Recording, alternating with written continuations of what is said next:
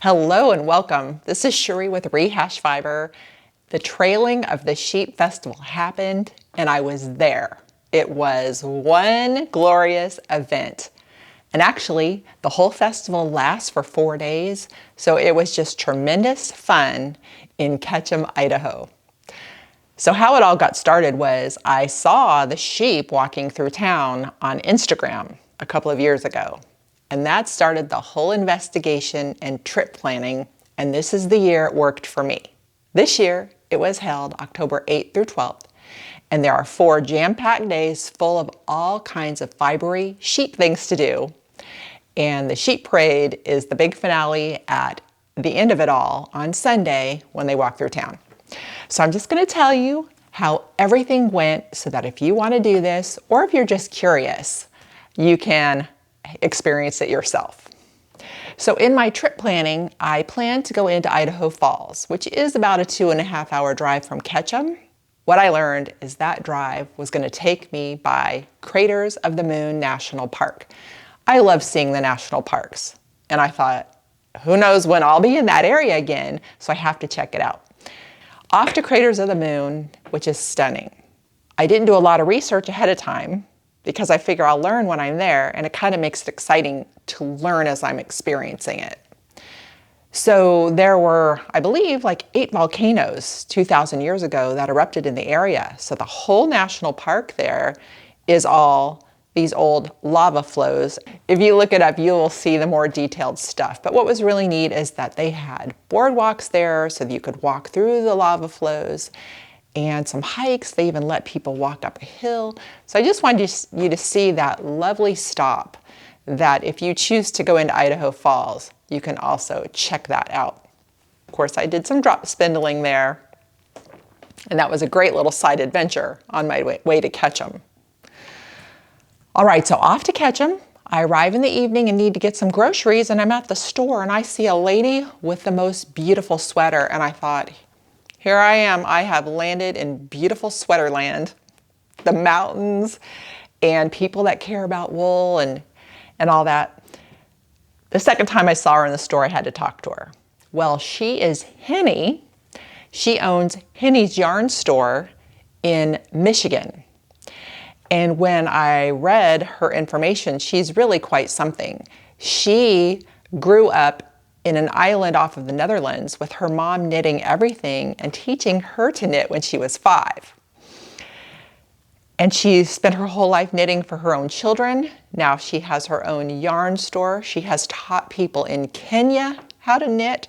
She teaches the youth in her town of Caledonia, Michigan to knit. And look at that. When you travel and you're at the grocery store, you can meet wonderful people like Henny. So that was a really fun experience, and I do not have a picture of her beautiful sweater. You just gotta take my word for it. All right, so the first thing you do when you are able to in Ketchum is go to the Trailing of the Sheep headquarters, which is at the Argyros Performing Arts Center. In there, they have all the information you could need. This wonderful booklet that will tell you everything. Dates, times, places, maps, and stories about everything with Trailing of the Sheep. Then there is a bunch of merch you can peruse and buy. Of course, I had to come home with some things, of Trailing of the Sheep for sure, the memories of it all. All right, so when I travel, I do look for yarn stores. And in Ketchum, the population of 3,600 people, there are 2 yarn stores. However, something kind of funny happened. I went right to the first one that I saw, which is Knit and Needle on Walnut Street. I met Summer, who is the owner of the shop. It is a beautiful shop with yarn supplies and then needlework supplies. And it was quiet when I was there, but she was preparing for the classes. The 4 days of the festival, there are different classes going on, so she was preparing for one of those. And then I got busy running around doing everything else in Ketchum that I didn't even realize there was a second yarn store until my final day there. That yarn store is Sun Valley Needle Arts. So if you go there, be sure you check them both out. My first day there, I was dying to see sheep. That was the whole reason I was in town. I had heard that there was a large flock being held in Hailey, near where the sheepdog trials were going to be. And so I drove down there to check it out and see if I could find them. And sure enough, there was a bunch of sheep grazing in a huge field. And there was the shepherd there with them. He was from Peru, and some of the dogs. And so I just got to get close to the sheep and see them and take some pictures and just get my fill of looking at sheep. So the first couple days of the festival, there's just sporadic things going on. And some of them I did not partake in, as far as like the classes and some of the other things. There were a lot of food events going on, and I'm not a super foodie, so I didn't go to any of the lamb cooking demonstrations or anything like that, but that does go on there. In my free time, I did some hiking up Bald Mountain to a beautiful overlook of Ketchum.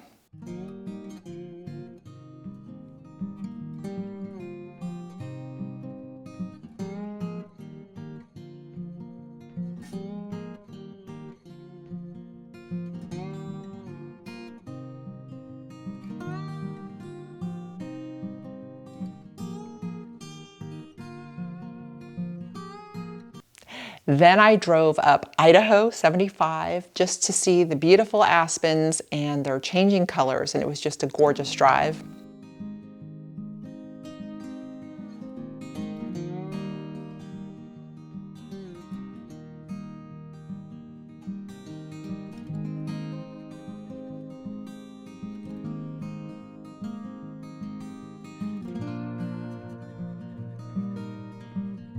And then I also checked out the Sun Valley Village, which is just a very pretty little village to check out.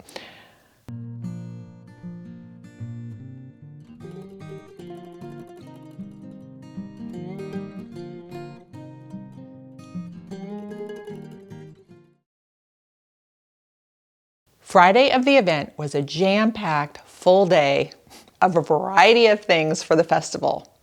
It started with the first day of the sheep trials at 9 a.m. in Hailey.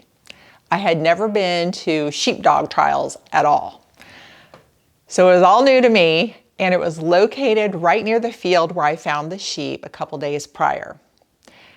So I arrived right on time as it started, and I was kind of listening for people who knew what they were talking about this event, because I'd never been there. I did not know what to expect, except I would see sheep and the sheepdogs.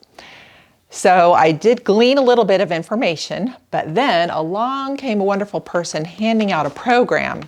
And in this program was actually all the information on the competition course and a list of the handlers and the dogs, and that kind of helped me know what was going on better. So I want to give you a little bit of the background story. All the sheep that were here for this sheepdog trial have been the sheep that have been roaming in the hills with their flock of hundreds. So now they are brought down to the valley, and 5 sheep are used per dog per trial. And so the sheep are very skittish. It is hard for them to be away from their group, and so it makes it very challenging for each dog. So I want you to take a look here at the course. I'll just explain it quickly what the dog has to do. But you see the handler is in the center, and we were kind of sitting on a fence towards the handler and down. Okay, so the dog has to run up the field, get these sheep to move down the field, around the handler, through the gates, across the field through more gates. He has to bring them to a circle, separate out 2 from the 5, and then bring them into a pen and shut the gate.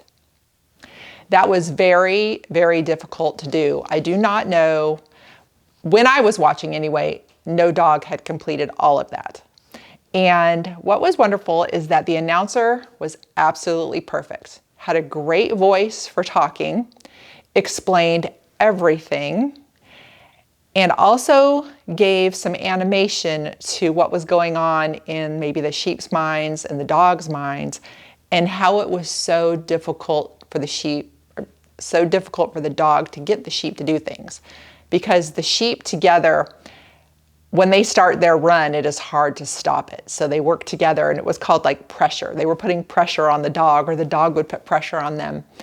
And that was really interesting to watch. And the dog that did the best while I was there was not able to complete the whole thing even, but did get a lot of the points, because for each step that they make along the way, they get points. So it was just fun. It was a gorgeous day for sitting outside in this beautiful valley with the autumn weather, and the mountains around, and then every few minutes a sheepdog trial was going on. Now, they only used 5 sheep per trial, then they got to go rest in the lower field so that these sheep were not too stressed out at all. In the meantime, there was spans of time between trials. I went shopping at the market. It was like a fiber festival at the sheepdog trials, but like a mini one, which was great because I was able to spend more time talking with the vendors, meeting them, really looking at their items, and that made it super fun. That is the day I did most of my shopping because it was relaxed and good.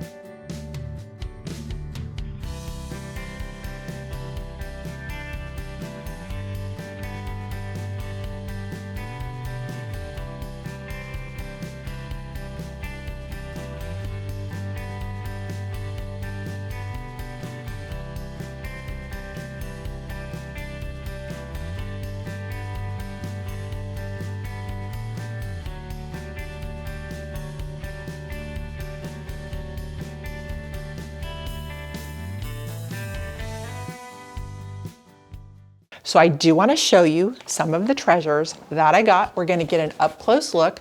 The reason I'm going to show you is in case something really stands out to you and you want to investigate it further and you can get it for yourself. Now you see here I've got some fiber, and it's kind of funny how the fiber colors work because it's whatever my brain's doing at that time that I am drawn to some similar colors.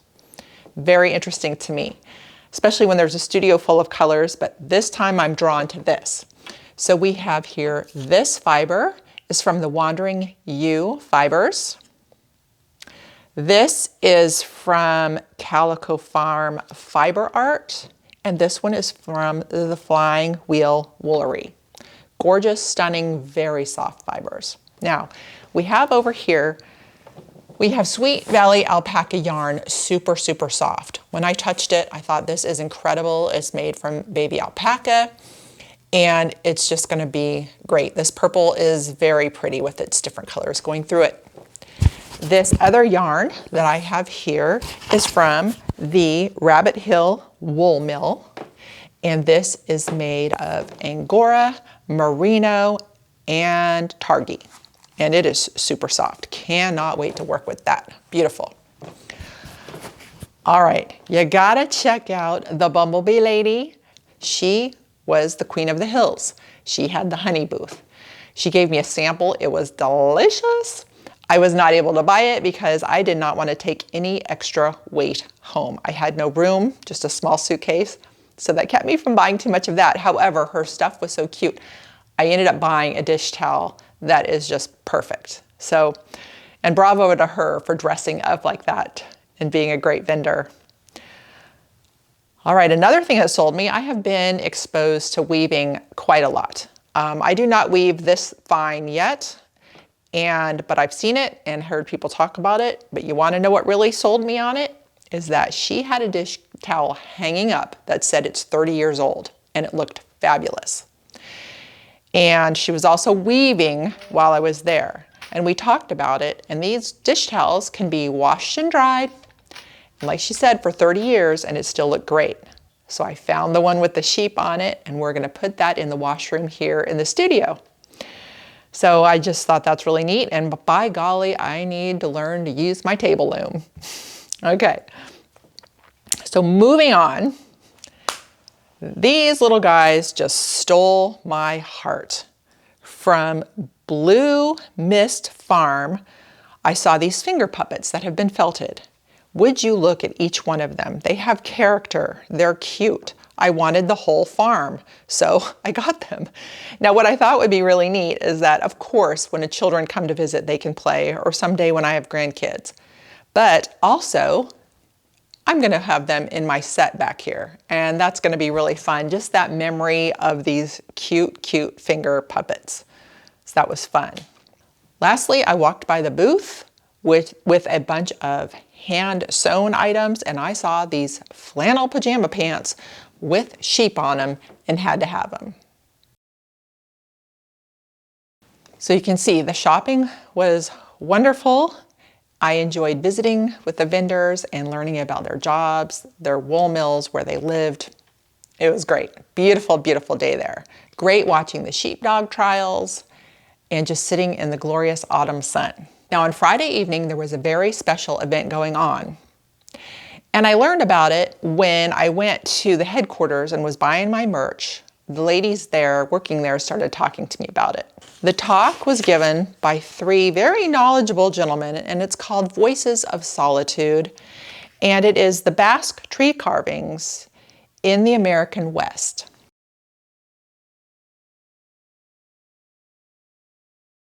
Let me give you the brief overview. Now, when I was there, I didn't want to be busy doing other things like too much photography or taking notes. I just wanted to listen and enjoy. Here's what we have. In the 1880s, the sheep population was so great in the West and in Idaho that the Basque people from the northern Spain came over here to work. These shepherds worked in the hills, and they would often be alone for weeks at a time. And it's very lonely. They had missed their home country, their families, and just being around other people, they started carving in the trees.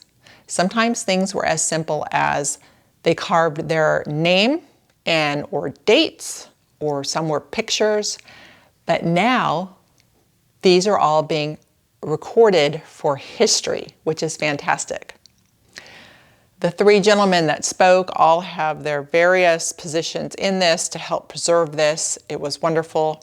So I just found that very interesting because that introduced me to something I had never even thought about before. And thank heavens for the people that are doing the work to preserve this. I want to share with you a friend that I met. This is Bridget. She is from Ketchum, Alaska. The reason I'm telling you about this is that when I ponder it, I think this is incredible what the love of fiber art, wool and sheep has done. It brought 2 people, Bridget from Ketchum, Alaska, and me from Tampa, Florida, opposite ends of this country, together, enjoying the same thing. I met her on Friday night when I went to the Sheep Tales gathering about the Basque tree carvings. And she was sitting there in the auditorium in her chair knitting, and I went and sat down right next to her. And you know, you never know, I don't want to invade people's space too much, but right off the bat, because we both had cool sweaters on and she was knitting, we started talking and became quick friends there. So that was very fun. And we ran into each other again on the final day at the Sheep Rancher Talk and could once again talk about our sweaters and enjoy this same topic. It's Saturday and it is the Folklife Festival. It is held at a park in Hailey, Idaho. Things are hopping now. There is music and dancing, food and drink, tons of vendors, things for kids to do, sheep shearing, and more. Everybody came out for it and it was wonderful. What's really neat, and this is something I learned while I was there in the region for the whole festival, is that the history of the shepherds in the hills there over the many, many years, because it was such a huge sheep industry in that part of Idaho, that way back when the shepherds were from Scotland. Then it was the Basque people, and then it's the Peruvians. Well, that is where the folk life came in. We had dancers and music from each of those regions. and it was really, really special and fun. I tried some lamb for the first time, very good, and checked out all the vendors, and of course watched the sheep shearing, which was phenomenal. What was neat is the gentleman did sheep shearing every half an hour. When one crowd of viewers left and the others were coming in and getting settled, he would just talk about some of the sheep shearing things, the aspects of the shears, the clothing, and his shoes. It was very interesting. And then watching the sheep shearing was amazing. It was just really cool. He also showed us that there's this trailer that he takes, and this is how 3 folks can work like a production line of the sheep, bringing them in, shearing them, and moving them out. So that was very interesting too. So right now, I just want to share all of it with you.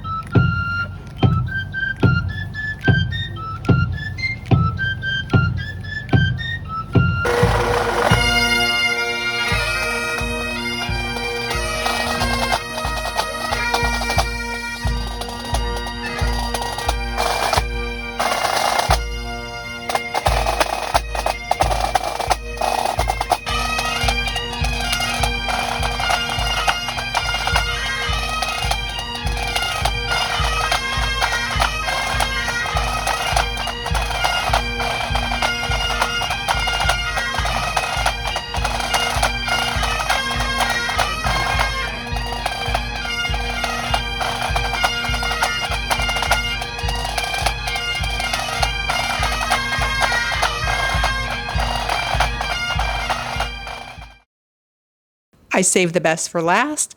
This was actually one of the first vendors that I saw.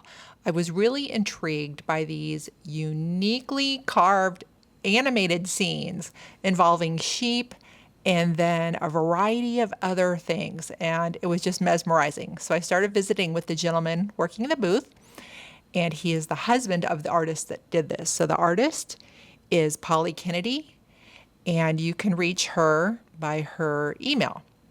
She actually was working another show. I just wanted you to have a look at these wonderfully carved scenes. We are to Sunday, the big day, the sheep parade, the whole reason I went on this trip. However, before the parade started, there was a talk. It was the history of sheep herding in the Wood River Valley. It was at 9:30 in town. I went to go hear these men talk. These were prominent men from this area that have lived their whole lives here. It was Tom Peavy, he was a rancher, Dennis Burks, a sheep manager, and Jerry Seifert, a historian.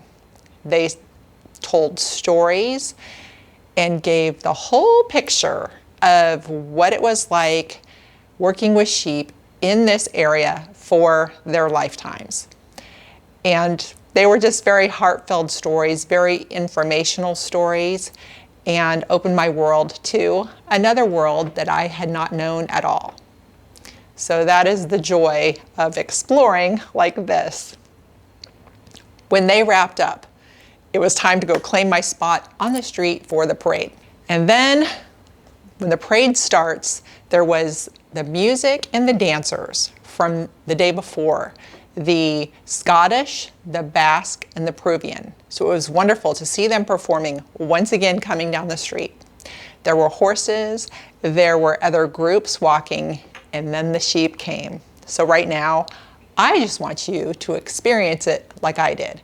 Once the sheep passed, I was able to follow them all the way to their lower resting pasture for that day.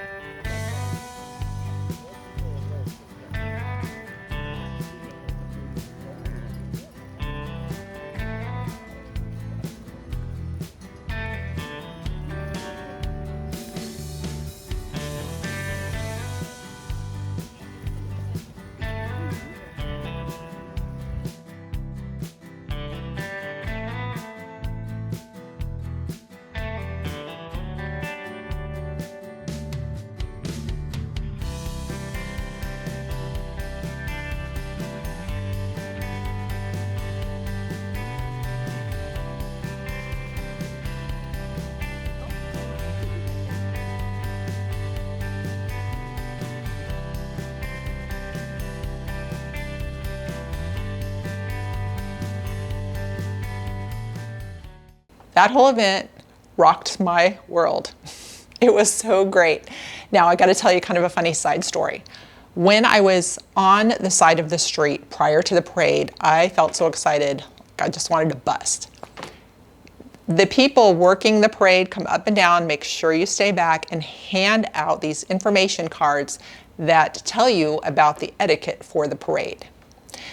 So I found this very interesting. There could be no dogs, so you cannot bring your dog to the parade because we cannot disturb the sheep, or there could be a stampede, whatever. They could just scatter and get hurt. And so everybody had to behave. So there was no yelling, there was no stepping out into the street, and no dogs.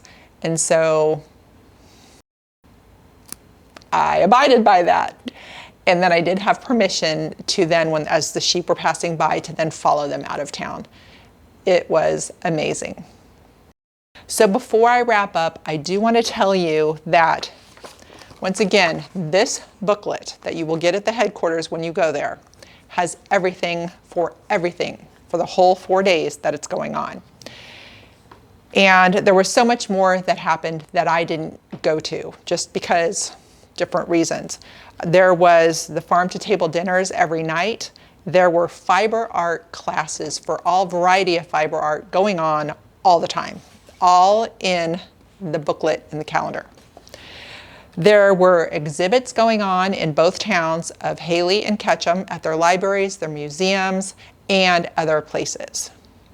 And then also on Saturday night, there was a band that you could buy tickets for to hear the band, and they were called the Sheep Bridge Jumpers. And that had to have been fabulous.